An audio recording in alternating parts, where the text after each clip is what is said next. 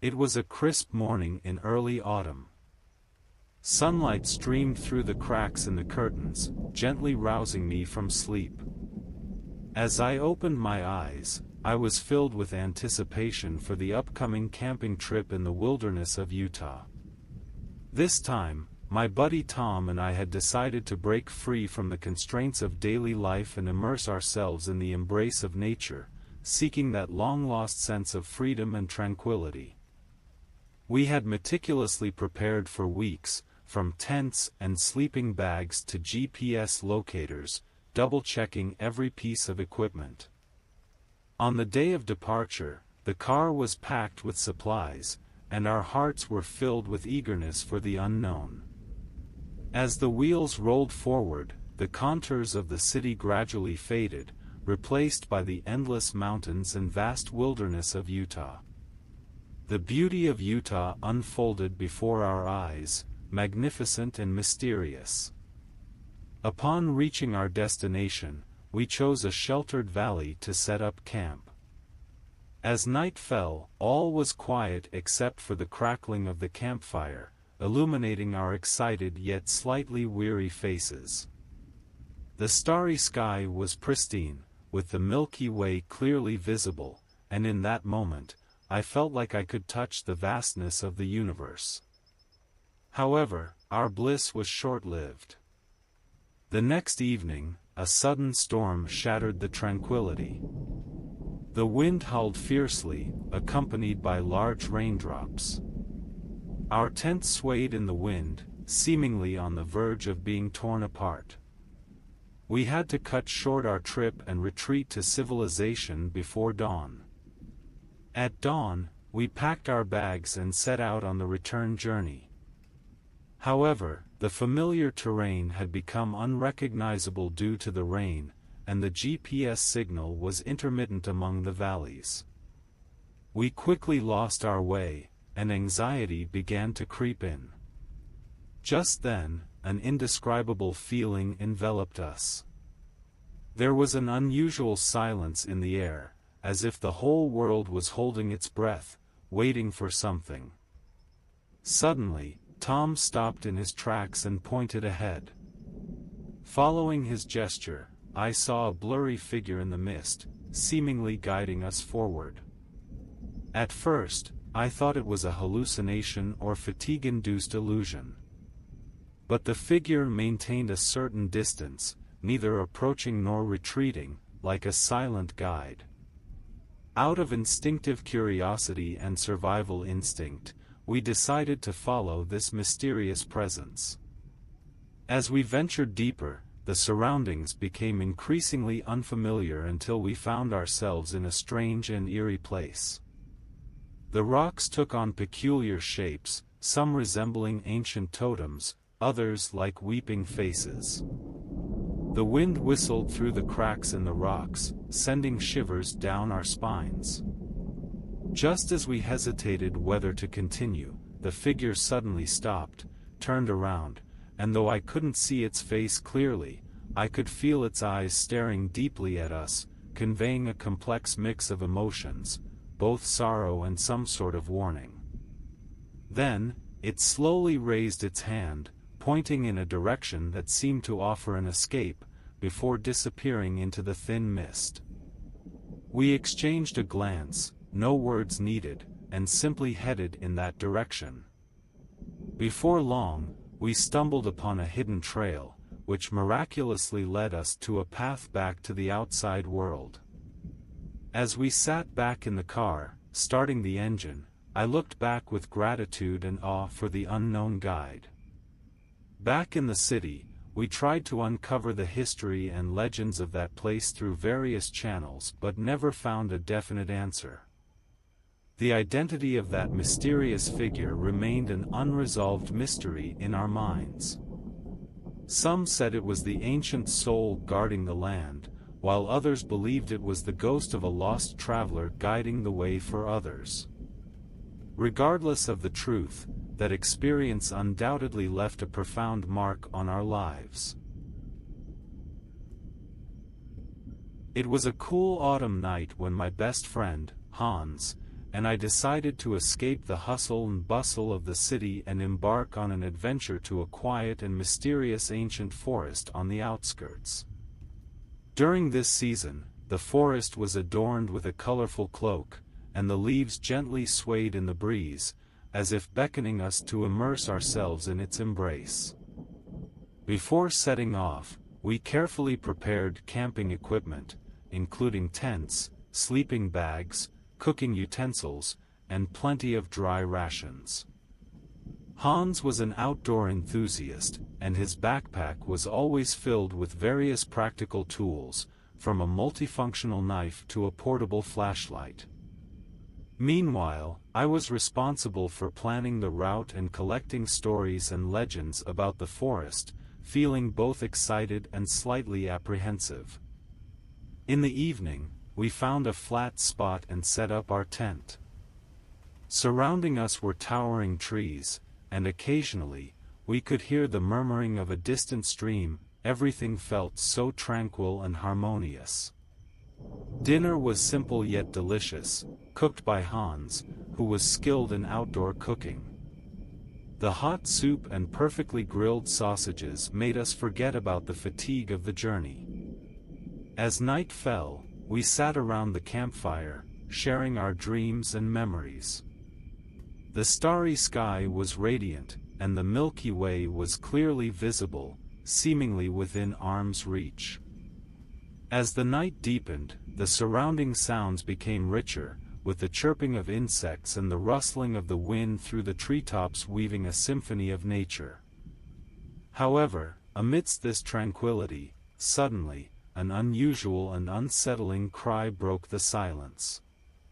It was a deep and slightly mournful sound, neither like a wolf nor any familiar wild animal, sending a shiver down our spines.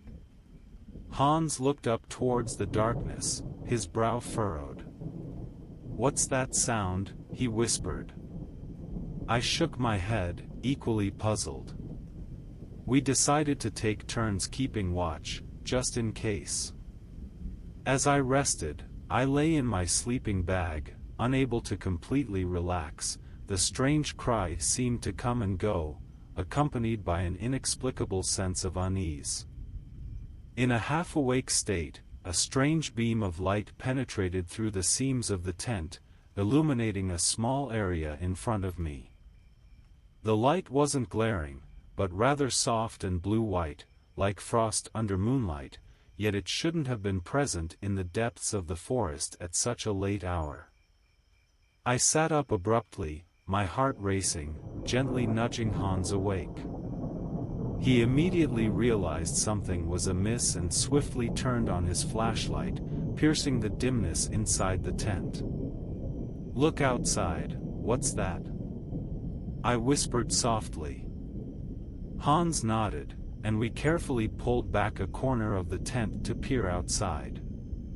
In that moment, what we saw left us both dumbfounded.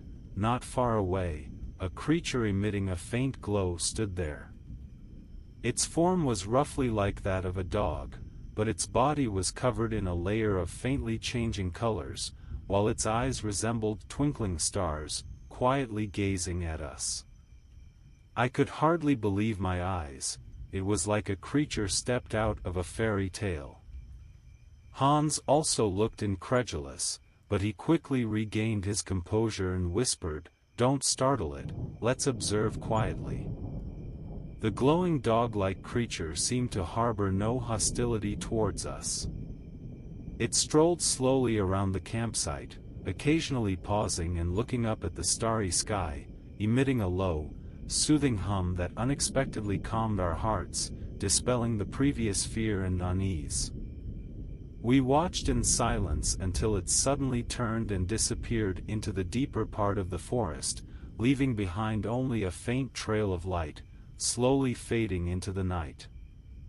That night, Hans and I hardly slept, discussing the experience and trying to make sense of what we had witnessed. The next day, we searched for traces of it in the forest but found nothing except for the unforgettable memories. Back in the city, we searched through various sources and consulted local residents, but found no records or legends about the glowing dog-like creature. This experience became an unresolved mystery between us, as well as a precious and unique memory in our friendship. Whenever the night grew quiet, I would think back to that mysterious forest, the strange glowing creature, and the adventurous time spent with Hans.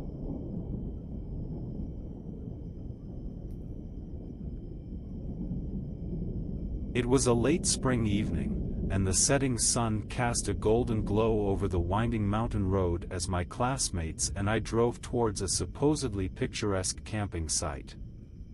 Laden with tents, grills, and a thirst for adventure, we were filled with longing for the embrace of nature. It was an indescribable excitement, as if the entire world was making way for our small adventure. The car moved slowly along the winding mountain road, the trees on either side gradually thickening. Sunlight filtered through the leaves, casting a mottled pattern on the car window, creating a warm and mysterious atmosphere inside. As darkness fell, we turned on the headlights, and the beam of light cut through the dimness, leading us into the unknown. "This place looks much more remote than the markings on the map," whispered one of my classmates beside me, his voice tinged with a hint of unease and curiosity. I nodded, feeling a hint of doubt creeping into my mind as well. But then again, perhaps it was this remoteness that would lead us to a hidden gem undisturbed by the world.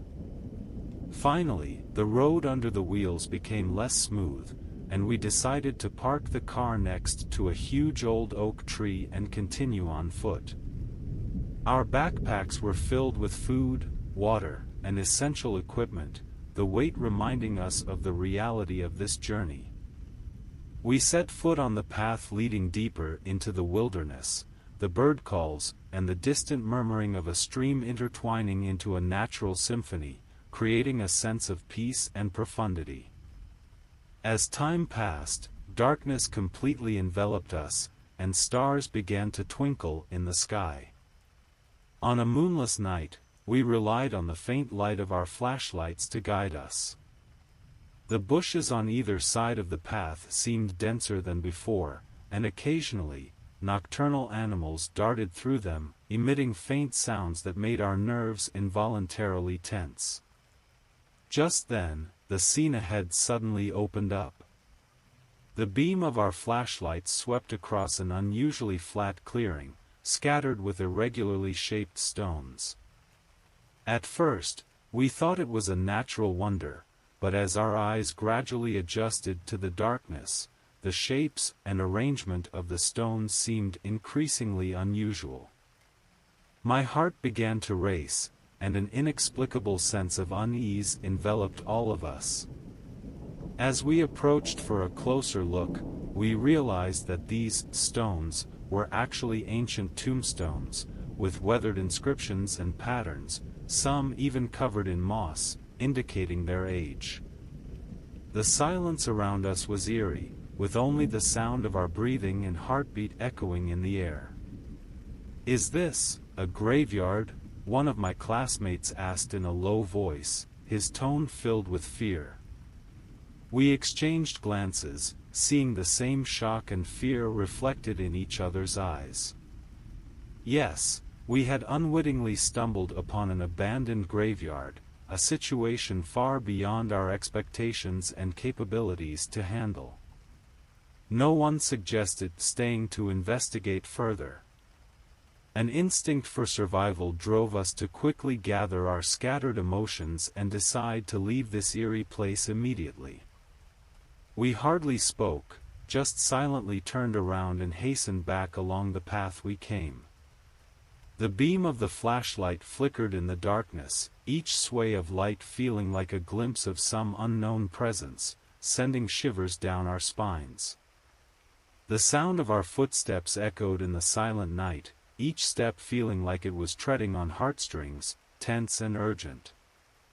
It wasn't until we returned to the car, closing the doors, that we breathed a slight sigh of relief. Starting the car, the headlights cutting through the night, we almost fled from that forgotten graveyard. On the way back, no one mentioned the experience we just had.